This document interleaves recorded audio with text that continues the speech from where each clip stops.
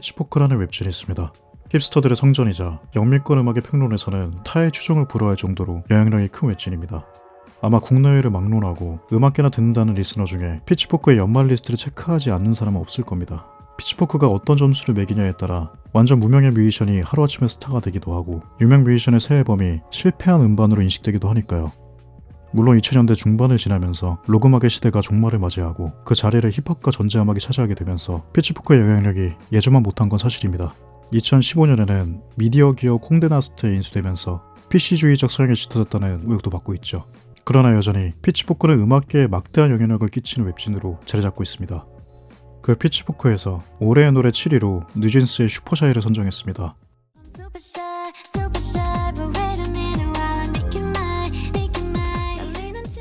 기존의 피치포크에서 K-팝 앨범을 다루지 않은 것은 아니지만 올해의 노래에 선정된 것은 완전히 다른 차원의 이야기입니다. 1995년부터 지금까지 K-팝이 연말 리스트에 이름을 올린 전례가 없으니까요. 힙스터들이 가장 신봉하는 리스트에 국내 힙스터들이 가장 꺼려하는 K-팝이 올라갔습니다. 이것이 의미하는 바가 무엇일까요? 단지 피치포크가 변화하는 시대에 살아남기 위한 전략으로 K-팝을 선택한 걸까요? 피치포크의 연말 리스트에 K-팝이 선정된 사건은 힙스터리즘의 종말을 의미합니다. 그렇다면 누가 힙스터를 죽였을까요? 피고인석에는 3명이 앉아 있습니다. 첫 번째로 정치입니다. 2010년대 이후 급부상한 PC주의, 즉 정치적 올바름에 대한 요구는 더 이상 음악과 영화, 패션 등의 창작 예술을 공평한 시선으로 바라볼 수 없게 만들었습니다. 음악을 예로 들면 백인 이성애자 남성이 만든 음악과 아프리카 출신 LGBT 여성이 같은 장르의 음악을 만들었다고 해도 이제 우리는 그것을 동등하게 평가하는 것이 불가능해졌습니다. 위험한 발언이지만 피치포크가 2022년에 개정한 90년대 명반 리스트에 백인 중심 밴드 음악의 순위가 급락하고 흑인 음악 및 여성 뮤지션의 비중이 높아진 것은 우연이 아니라고 생각합니다. 패션계도 마찬가지입니다. 최근 들어 급격히 증가한 유색인종 및 빅사이즈 모델에 대한 요구들이나 브랜드의 헤리티지와 관계없이 삽입되는 젠더리스의 요소 등 게임의 규칙은 바뀌었고 힙스터들의 뾰족하고 확고한 취향은 더 이상 이 규칙과 무관하게 작동할 수 없게 됐습니다. 힙스터를 죽인 두 번째 범인은 정보입니다. 젊은 리스너들의 플레이리스트를 들여다보면 선명하게 드러나는 특징이 있습니다. 음악에 대한 편견이 전혀 없다는 것입니다. 그들의 플레이리스트에는 비틀즈와 뉴진스, 요아소비와 소닉유스가 함께 위치합니다. 즉 고전 힙스터들이 생리적으로 가지고 있던 메인스트림 음악에 대한 편견과 길티 프레셔라고 명명하며 위약적으로 소비했던 취향의 마지노선이 이들에겐 존재하지 않습니다. 고전 힙스터들이 공들여 만들어 놓은 주로 인디록, 재즈, 아방가르드, 클래식 따위로 차곡차곡 쌓아 올린 취향의 석탑은 그들이 평소에 음악으로 취급하지도 않았던 방구석 보컬로이드, K-팝, 애니송 등에 의해 속수무책으로 무너져 버렸습니다. 왜 이런 현상이 일어나게 된 것일까요? 가장 큰 이유는 전 세계의 동기화와 함께 정보의 단절이 사라졌기 때문입니다. 이제는 모든 정보가 공평하게 주어집니다. 90년대 커트 코베인이 다니엘 존스턴의 팬임을 자처하며 그의 티셔츠를 입고 나타났을 때 사람들은 다니엘 존스턴의 존재 자체를 몰랐습니다. 정보의 부재는 곧 신비성을 획득하게 되고 다니엘 존스턴의 음반은 조악한 음질과 아마추어 같은 사운드에도 불구하고 컬트적인 인기를 얻게 됩니다.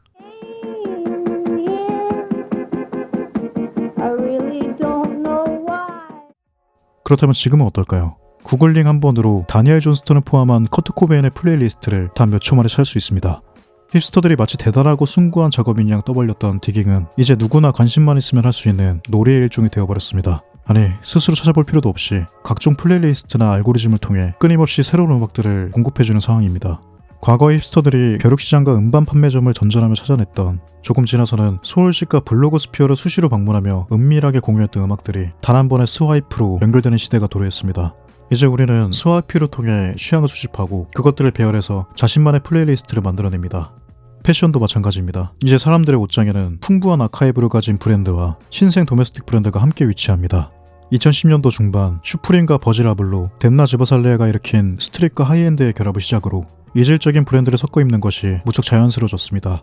힙스터들이 부르짖던 헤리티지는 파편화되고 개인화된 취향 속에서 단지 즐길 수 있는 한 가지 요소로 전락해버렸습니다. 그리고 그것을 제한 없이 즐기는 태도가 오히려 힙해진 시대가 되어버렸습니다. 세 번째는 양식입니다.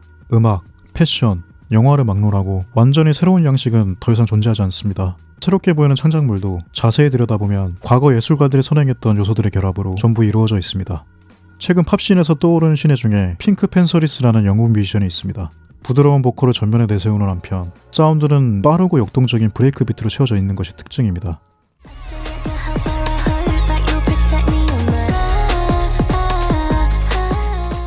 각종 매거진들은 이 감성적이면서도 리듬감 있는 음악을 새로운 장르의 탄생인 양 시켜 세웠습니다. 그러나 그녀의 곡을 분해해보면 선배 뮤지션들이 진척해왔던 요소들을 결합한 것에 불과하다는 것을 알 수 있습니다.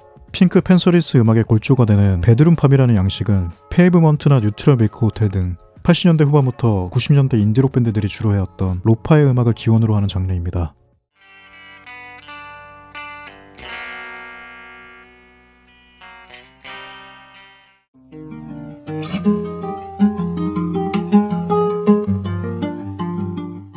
베드룸팝이 쿨한 장르로 바이럴되는데 지대한 공헌을 한 DIY 정신 역시 70년대 펑크밴드까지 거슬러 올라가야 하는 캐캐묵은 양식입니다. 브레이크 비트는 또 어떤가요? 90년대 D&B 뮤지션들에 의해 끊임없이 연구되고 재생산됐던 사운드입니다.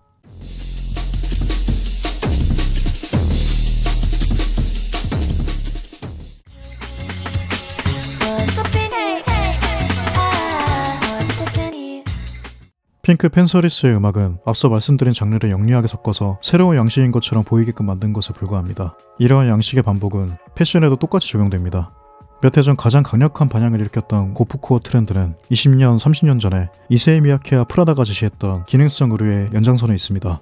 따라서 고프코어를 깊게 파시는 분들이 파이널 홈, 프라다 스포츠, 오클리 빈티지 등으로 디깅의 폭을 넓히는 것은 무척 자연스러운 일입니다.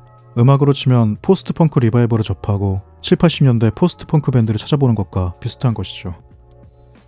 정치, 정보, 양식 이 세 명의 범인에 의해 힙스터는 죽음을 맞이했습니다. 역설적으로 이제는 모든 사람이 힙스터가 돼버렸습니다. 힙스터가 죽은 시대에 우리는 무엇을 소비해야 할까요? 각종 브랜드에서는 해마다 올해의 컬러를 제시하고 주기적으로 레트로를 소환하며 끊임없이 리이슈 음반과 리에디션 의류를 재발매합니다. 마치 힙해지는 조건을 제시하는 것처럼요. 트렌드라는 말은 강력한 주술이 되고 이 흐름에 올라타지 않는 사람을 도태시키려 합니다. 이 트렌드를 견인하는 동력은 무엇일까요? 과거에는 힙스터들이 그 역할을 했습니다. 흑인 음악을 착취해서 자신들의 트렌드로 삼았던 비트 세대부터 하드코어 펑크와 로파이 등 정돈되지 않은 아마추어리즘으로 시대를 섞어낸 커트 코베인까지. 반면에 지금은 어떤가요? 저마다 트렌드를 외치며 런웨이를 수놓는 컬렉션들과 날마다 스포티파이에 업데이트되는 플레이리스트 속에서 합의된 하나의 공통 분모를 찾는 것은 불가능합니다. 단지 취향에 따라 수없이 조각나고 파편화된 옷장과 플레이리스트만이 존재할 뿐입니다. 힙스터가 죽고 트렌드가 무용화된 시대, 우리는 우리만의 취향을 엮어내어 별자리를 만들어냅니다. 누군가 그건 존재하지 않는 별자리라고 핀잔을 주어도 신경 쓰지 않습니다. 니체 철학에서 신이 죽은 시대에 인간이 자유로 되지 않았듯 힙스터가 죽은 지금 비로소 우리는 자유로워진 것입니다.